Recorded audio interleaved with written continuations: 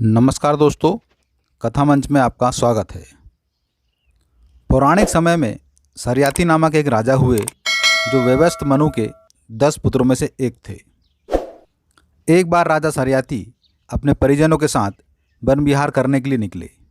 दोपहर के समय एक सरोवर के किनारे सभी लोग जलपान करके विश्राम करने लगे, लेकिन नई जगह देखकर बच्चे खेलकूद करने लगे। खेलते खेलते राजा की पुत्री सुकन्या ने देखा कि मिट्टी के एक ढेर के नीचे मणियों के समान चमकती हुई 2 वस्तुएं रखी हैं।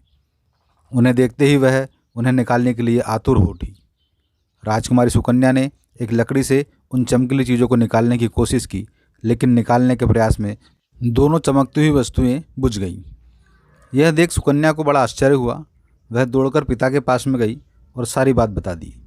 जब राजा सरियाती ने देखा तो आश्चर्यचकित रह गए, साथ ही दुखी भी हुए, क्योंकि उस मिट्टी के ढेर के नीचे ऋषि च्युन तपस्या कर रहे थे और राजकुमारी सुकन्या ने अनजाने में ही उनकी दोनों आंखें फोड़ दी थी। राजा ने देखा कि महर्षि के नेत्रों से खून बह रहा है और वह अंधे हो चुके हैं। राजकुमारी सुकन्या अनजाने में हुई इस गलती के लिए पश्चाताप से भर उठी। वह जानती थी कि पाप की मुक्ति केवल प्रायश्चित से ही की जा सकती है। वह एक राजकन्या थी और अच्छे से जानती थी कि कायरता क्षमा मांगती है और वीरता क्षतिपूर्ति को तत्पर रहती है।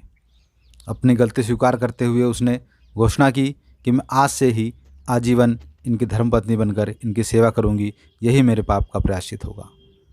राजकुमारी की घोषणा सुनकर राजा सरियाती का सिर भी गर्व से उठ गया और हृदय में विषाद की जगह हर्ष होने लगा। राजकुमारी सुकन्या और ऋषि च्युन का विवाह हो गया। सुकन्या अपने पति की दिन रात सेवा करने में लगी रहती। सुकन्या के धैर्य और साधना से प्रसन्न होकर अश्विनी कुमारों ने ऋषि च्युन को अंधता से मुक्त करके फिर से युवा बना दिया। इस तरह सुकन्या ने साहस, धैर्य और भक्तिपूर्वक अपने जीवन को सार्थक कर लिया। इतिहास, धर्म, संस्कृति से जुड़ी ऐसी ही कथाओं के लिए कृपया कथा मंच को सब्सक्राइब जरूर करें। धन्यवाद।